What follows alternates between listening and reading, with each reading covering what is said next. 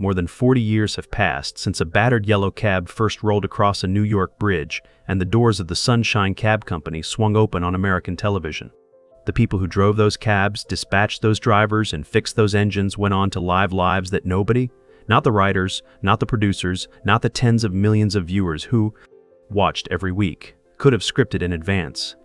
One of them died at 35, of a disease that nobody believed was real, and some still don't. One walked out of a cab and into immortality with a flying car and a flux capacitor.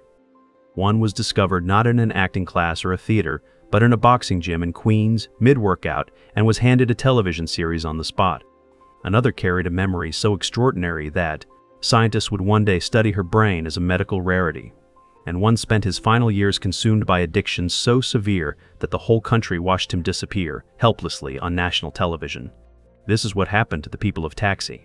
He was the handsome one, the one who was supposed to be the breakout star. When Taxi premiered on ABC on September 12, 1978, Jeff Conaway was already riding high. That same year, he had played Kenickie in Grease opposite John Travolta in one of the biggest musical films ever made. He was 27 years old when the cameras rolled on the first episode, and everything seemed to be pointing in only one direction. It didn't stay that way. Jeff Conaway was born on October 5, 1950, in Manhattan, New York, to parents who were both in show business, his father an actor, producer, and agent, his mother an actress. The world of performance was never foreign to him.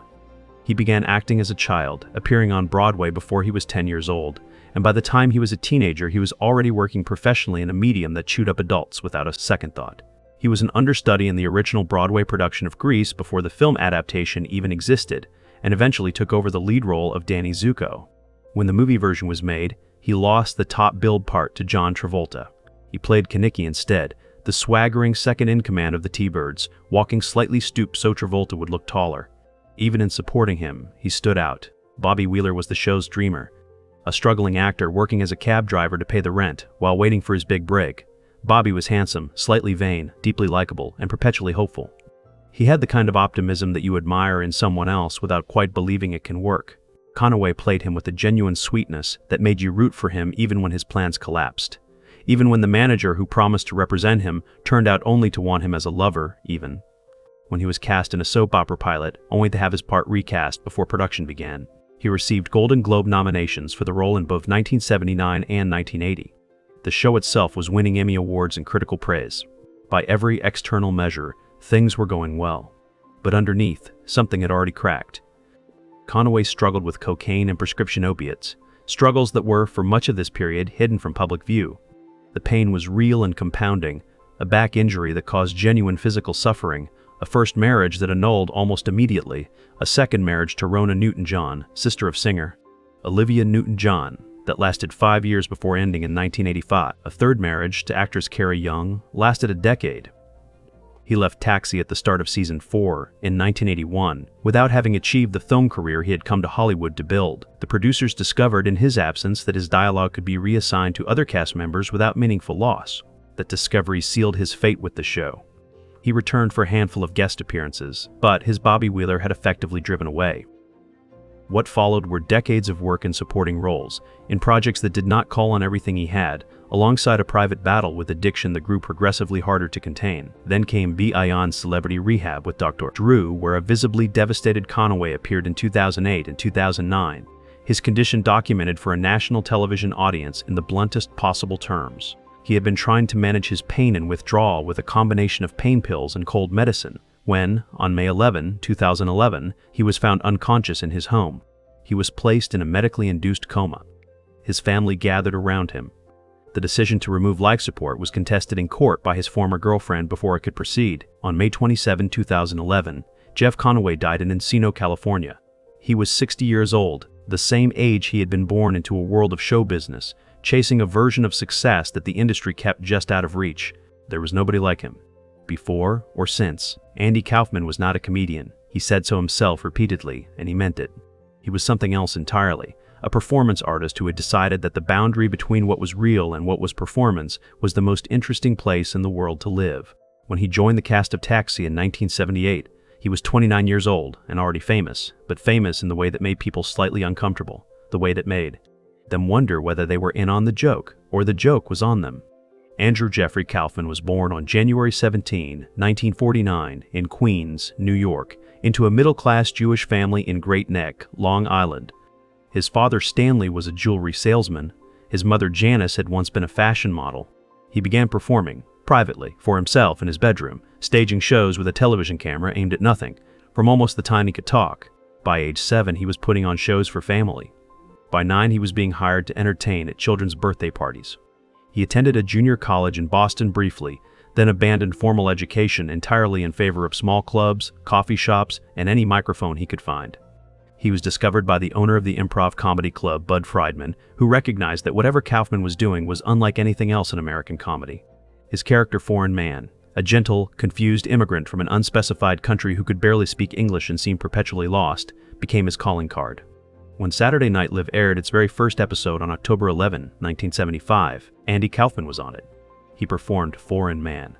America was uncertain what it had just seen. The character evolved, over the following years, into Latka Gravas, the soft-hearted, bewildering mechanic at the Sunshine Cab Company, a man who spoke in a language that nobody could identify and whose emotional logic was somehow completely coherent despite everything else being baffling. Kaufman found the constraints of scripted television genuinely oppressive. He preferred chaos, the live audience, the wrestling ring, but he committed to Latka and the writers wrote the characters. Multiple personality disorder, specifically to allow Kaufman more room to perform, letting him inhabit other characters within the character. Outside the show, he was conducting ongoing provocations at the scale of an entire culture. He began wrestling women in live events, insisting with total sincerity that he was the world's intergender wrestling champion, and that any woman who could defeat him would receive a cash prize. He developed an ongoing feud with Memphis wrestling legend Jerry Lawler that involved a genuine-seeming assault on national television, a chair to the back of the head, a neck brace, an appearance on Late Night with David Letterman that left the audience unable to distinguish theater from reality.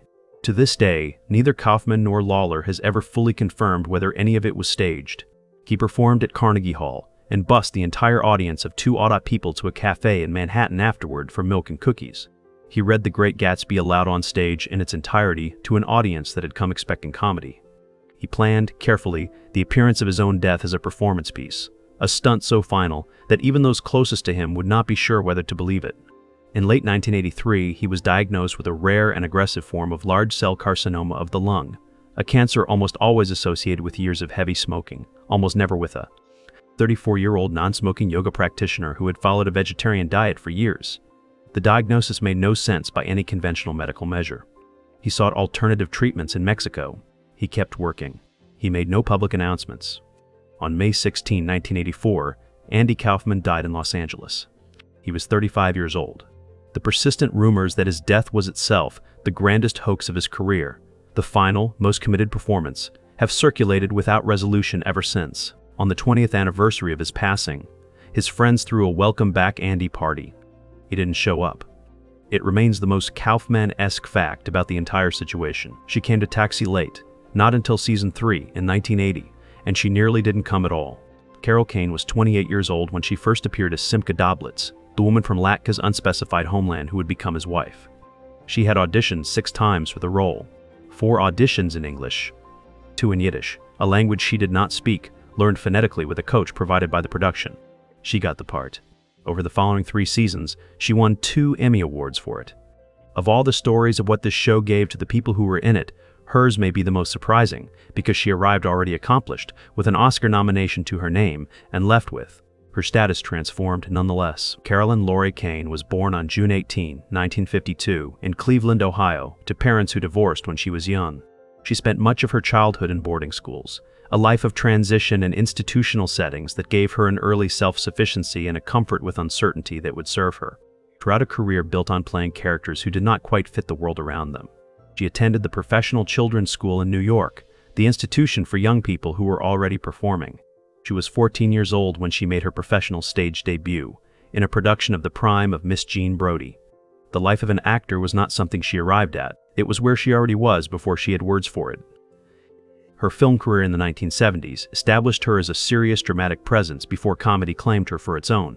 Hester Street in 1975 earned her an Academy Award nomination for Best Actress, a quiet, meticulously observed film about Jewish immigration to turn-of-the-century New York made on an almost invisible budget, Turned down by every major studio, that became one of the most acclaimed American films of its decade. Annie Hall followed in 1977, then When a Stranger Calls in 1979. She arrived on the Taxi set as someone who had already done something most actors spend entire careers attempting. Simca was improbable and completely convincing simultaneously. A woman from the same unspecified country as Latka, speaking the same invented language, navigating American life with a combination of total confusion and absolute certainty. Kane made her not just funny but genuinely moving. There was a scene where she sang in that invented language and made the audience feel they understood every word. The two Emmy Awards, 1982 and 1983, were the industry's confirmation of what audiences already knew. After Taxi, she moved through an extraordinary range of material across 4 decades. The Princess Bride in 1987, Scrooged in 1988, Addams Family Values in 1993, multiple recurring appearances on Cheers and Seinfeld. On Broadway, she played Madame Morrible in Wicked for nearly a decade, from 2005 to 2014, one of the longest sustained runs in a single role in recent Broadway history. She brought her unmistakable voice and energy to Unbreakable Kimmy Schmidt as the fiercely eccentric Harlem landlady Lillian Kaushtupper, and more recently joined the cast of Star Trek: Strange New Worlds as the engineer Pelia. Carol Kane turned 73 in June 2026. She remains, in any room she enters, the most interesting person in it. Nobody was looking for him in a boxing gym. The producers of Taxi were casting a sitcom, not a prize fight, and yet that is exactly where they found Anthony Salvatore Danza, mid-workout, sweat and leather, and the particular focused silence of a man who intends to hit something. In a gym in Queens in 1978, a producer saw him, asked if he had ever acted, and within weeks he was playing Tony Banta, a part-time cab driver and part-time middleweight boxer who was deeply good-natured and not especially effective at either occupation. Tony Danza was 27 years old when the show began. He had never acted professionally in his life. He was born on April 21, 1951, in Brooklyn, New York, into a working-class Italian-American household. His father, Matty, was a garbage collector. His mother, Ann, was a bookkeeper. The family moved to Malvern, Long Island when Tony was a boy. He was an athlete, good enough to earn a wrestling scholarship to the University of Dubuque in Iowa, where he graduated in 1973 with a degree in history education he had planned to teach. The plan changed when he returned to New York and discovered boxing. He was calling himself Dangerous Tony Danza and dreaming of being the next Rocky Graziano. He made the finals of the New York Golden Gloves competition. He compiled a professional boxing record of 9 wins and 3 losses with 9 knockouts, 7 of them in the first round. He was fighting middleweights in New York clubs when the producer walked through the gym door, and the trajectory of everything changed. Tony Banta required everything Danza knew about boxing and nothing he knew about acting, and it worked perfectly, because authenticity is the one thing that cannot be taught. The character's warmth, his slightly baffled goodwill toward the world, his combination of physical confidence and emotional sincerity, these were things Danza brought from himself rather than from training. He was still fighting professionally during the first few seasons of the show, running 2 lives in parallel until acting one permanently. He drove the actual taxicab that appears in the show's opening credits, crossing the bridge. After Taxi concluded in 1983, he stepped directly into Who's the Boss, one of the defining sitcoms of the 1980s, playing a former baseball player working as a housekeeper named, again, Tony, for 8 seasons on ABC, 4 Golden Globe nominations, an Emmy nomination, a star on the Hollywood Walk of Fame in 1988. He went on to teach real high school English at a public school in Philadelphia, not as a publicity stunt, but for a full year, documented in a book and a television series. He has performed as a tap dancer. He has recorded music. He has continued to act across theater, television, and film. Tony Danza turned 75 in April 2020. He remains, in his own way, exactly the person who walked out of that boxing gym. She was the only woman in the cab, in a show built around misfit men. The dispatcher who bullied everyone, the mechanic no one could understand, the reverend who had lost his mind, the actor who couldn't get a part, Elaine Nardo, stood as the single character who was working towards something specific and achievable, a career in an art gallery, a future for her children, a life beyond the night shift in a cab. Marilu Henner played her with intelligence, warmth, and a grounded practicality that made her the emotional anchor of the ensemble without anyone calling attention to the fact. She was 26 years old when the show premiered. She would receive 5 Golden Globe nominations for the role, one more than any other cast member.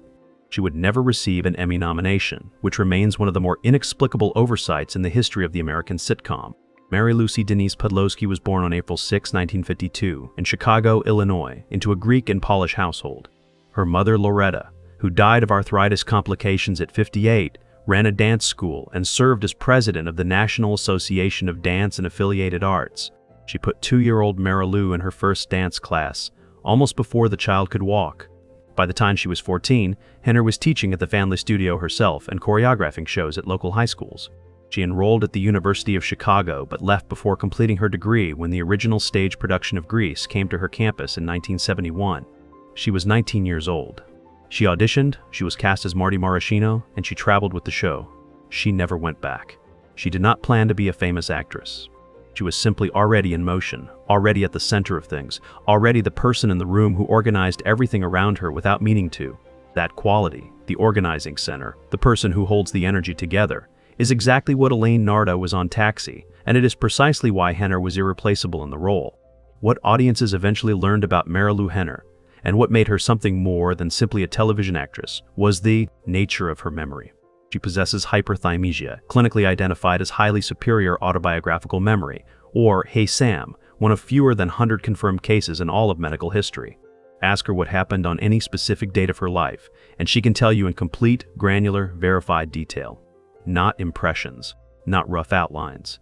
The texture of a particular Wednesday in February 1974, what she wore, what was said, what the light looked like.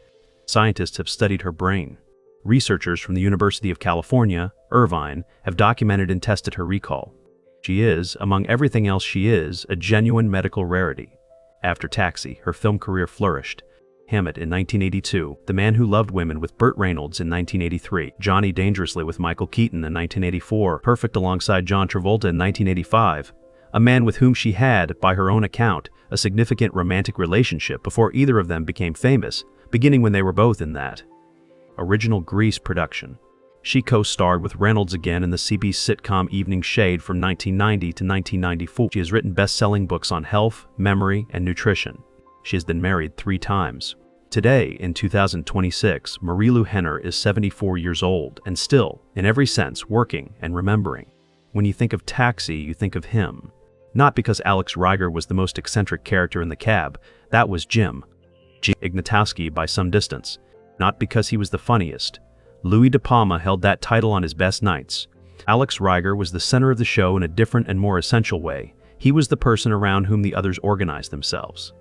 The one who listened, advised, worried, cared, the one who stayed in the cab when everyone else was using it as a temporary stop on the way to somewhere else. And Judd Hirsch played him with a completeness that earned 2 Emmy Awards and made Alex Reiger one of the most fully realized human beings in the history of American television. Judd Seymour Hirsch was born on March 15, 1935, in the Bronx, New York. His father Joseph was an electrician. His mother Sally had emigrated from Russia. He grew up across both Brooklyn and the Bronx, graduated from DeWitt Clinton High School in 1952, and enrolled at City College of New York, not in drama, not in literature, but in physics, a subject he pursued seriously enough to earn a degree. After college came a tour of duty in the United States Army. After the Army came engineering work at Westinghouse Electric Company.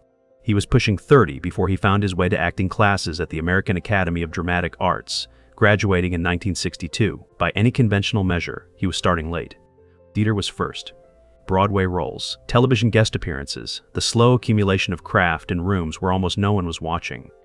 His first substantial television role was as a defense attorney in the NBC film The Law in 1974. He led the series Del Vecchio from 1976 to 1977. Then came Alex Reiger, and everything the previous decade had built toward suddenly had a destination. The character was 43 years old, a man who had taken the cab as a temporary measure in his 30s and somewhere along the way stopped calling it temporary. World-weary but not cynical.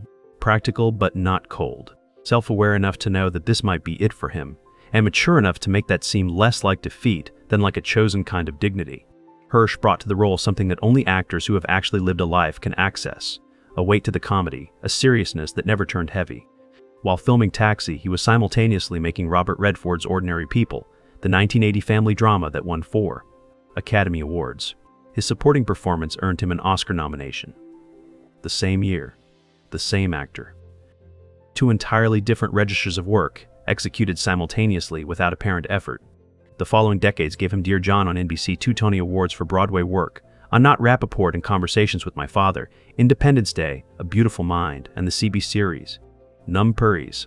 His most recent sustained presence came on ABC's Manifest, where he played for multiple seasons, and in Steven Spielberg's autobiographical film, The Fabelmans in 2022, in which a brief, incandescent appearance as a great uncle earned him another Academy Award nomination. He is one of very few actors in history to receive Oscar nominations more than 4 decades apart. Judd Hirsch has been married 3 times and has 3 children. He turned 91 years old in March 2020. He is the oldest surviving principal cast member of a show that aired when he was already in his 40s. The physicist who became an engineer who became an actor, and found, in a New York cab company, the role that made a full life audible. Stand him in the doorway of the dispatcher's cage, half visible behind the wire mesh, looking down at the drivers with an expression of total contempt and carefully concealed need, and you have the single most iconic image from 5 years of extraordinary television. Louis De Palma was loud, greedy, petty, and brilliantly, ferociously funny, and Danny DeVito played him with a precision that turned a character who should have been loathsome into someone you could never stop watching. He was 33 years old when Taxi began. What he built in that cage became the foundation of everything that followed. Daniel Michael DeVito Jr. was born on November 17, 1944, in Neptune Township, New Jersey, the youngest of 3 children in an Italian-American household, where his father ran several small businesses, a candy store, a pool hall, a dry cleaner, a luncheonette. Danny was small from the beginning and was bullied for it. He stood, as an adult, at 5 feet exactly. He trained at the American Academy of Dramatic Arts in New York, graduating in 1966, and spent the following years working in theater with the intense purposefulness of someone who has decided that.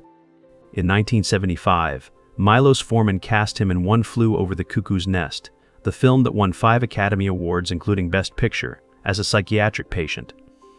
He and Christopher Lloyd were both in it, neither of them yet aware that they would soon share a very different kind of set. Louis De Palma was the villain of Taxi who was also, somehow, its most human figure.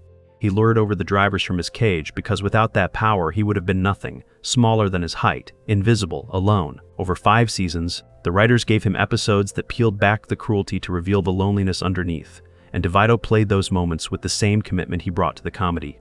A Golden Globe in 1980. An Emmy in 1981. After Taxi, he did something that almost no one in sitcom history has managed. He used the show as the first chapter of a career that became significantly larger in its second and third acts. Terms of Endearment in 1983, a film that won the Academy Award for Best Picture. Romancing the Stone in 1984, Batman Returns in 1992, as the Penguin, a performance so committed to physical transformation that it remains among the most memorable villain portrayals in the history of the superhero genre. He directed The War of the Roses in 1989 and Matilda in 1996, in which he starred alongside his wife Rhea Perlman, whom he married in 1982 after meeting on the set of a play years before Taxi, and which he also produced. His production company, Jersey Films, has produced Pulp Fiction, Gattaca, Aaron Brockovich, and Man on the Moon, the biopic about his Taxi castmate Andy Kaufman, in which he starred. Since 2006, he has played the irredeemably debauched Frank Reynolds on It's Always Sunny in Philadelphia, a role he has inhabited for nearly 20 years, one of the longest sustained character runs in American television history. Danny DeVito turned 81 years old in November 2020, the little man from New Jersey who found his power behind a wire cage and never let it go. He first appeared in the show's very first season, Season 1, Episode 8, aired October 31, 1978. His character was introduced as a 1-episode guest, a burned-out ex-hippie whom Latka had found to perform a wedding ceremony, and the audience's response was so immediate and so overwhelming that the producers brought him back in the 2nd season, made him a series regular, and gave him 4 more seasons to work with. Christopher Lloyd was 40 years old when he stepped into that first episode. He had been working seriously in theater for nearly 2 decades, in rooms where almost nobody outside New York was paying attention. Christopher Allen Lloyd was born on October 22, 1938, in Stamford, Connecticut, into a family of considerable distinction. His maternal grandfather was Lewis Henry Lapham, co-founder of the Texaco Oil Company. His mother was a singer, his father a lawyer. He attended boarding school in Massachusetts and Staples High School in Connecticut. At 14, he was already working as a summer stock theater apprentice. He studied under Sanford Meisner, the creator of the Meisner technique, at the neighborhood playhouse in New York. By the time he arrived on the Taxi set, he had appeared in more than 200 stage productions. He made his Broadway debut in 1969. He was a working actor in the most unadorned sense of the term, serious, trained, and entirely unknown to the general public. His film debut came in One Flew Over the Cuckoo's Nest in 1975, as Max Tabor, a psychiatric patient whose frightening volatility made clear that this was not a man who needed much prompting to go somewhere extreme. Milo's foreman knew what he had. Then, 3 years later, the ex-hippie in a wedding outfit showed up at the Sunshine Cab Company, and the rest of the cast's world changed. Reverend Jim Ignatoski, who described himself as the living embodiment of the 60s, was a man whose mind had been so thoroughly altered by decades of narcotics that ordinary reality no longer fully applied to him. He drove a cab with dreamy incompetence. He took a written driving test and asked aloud during the exam itself what a yellow light means. He inhabited a personal mythology in which the 60s were still happening and everything since had been a kind of unnecessary interruption. Beneath the fog, there was a profound and gentle dignity. Christopher Lloyd played every layer with a commitment so complete that the character became one of the most beloved figures in American television history. 2 Emmy Awards for Outstanding Supporting Actor in a Comedy Series, 1982 and 1983. Then, in 1985, Robert Zemeckis cast him as Dr. Emmett Doc Brown in Back to the Future, and a new era began. Judge Doom in Who Framed Roger Rabbit in 1988, so genuinely unnerving that children were frightened. Uncle Fester in The Addams Family and Addams Family Values. The Klingon commander Kruge in Star Trek Tree, The Search for Spock. Dozens of films and television appearances across 4 decades, never stopping, never settling into a single register. He married his 5th wife, Lisa Loiacono, in 2016. His nephew, the late Sam Lloyd, who died in 2020, was well known to a generation of television viewers as Ted the lawyer on Scrubs. Christopher Lloyd is 87 years old today, in 2026. He has been performing for more than 7 decades without apparent fatigue, still finding new characters to inhabit, still walking into a room and making the entire atmosphere recalibrate around him. There it is, a garage on Lexington Avenue that was a soundstage in Hollywood, 8 people who came together for 5 seasons, and the 8 entirely different lives that followed. One died at 35, of a disease that defied every statistical probability. One died at 60 after a public battle that the whole country eventually watched with a kind of helpless grief. One walked out of a boxing gym and into the center of American popular culture. One carries a memory that science is still working to fully understand. One went from Dispatcher to the Penguin to Frank Reynolds without losing a single step. And one, the ex-hippie who wandered in for a wedding ceremony, became Doc Brown and flew. The Sunshine Cab Company is long gone. The characters it gave the world are not. Tell us in the comments which of these stories surprised you most, and where in the world are you watching from today? If you want to keep finding the real stories behind the classic shows that shaped American television, subscribe to this channel and ring the bell. Every week, we go past the screen and into the life.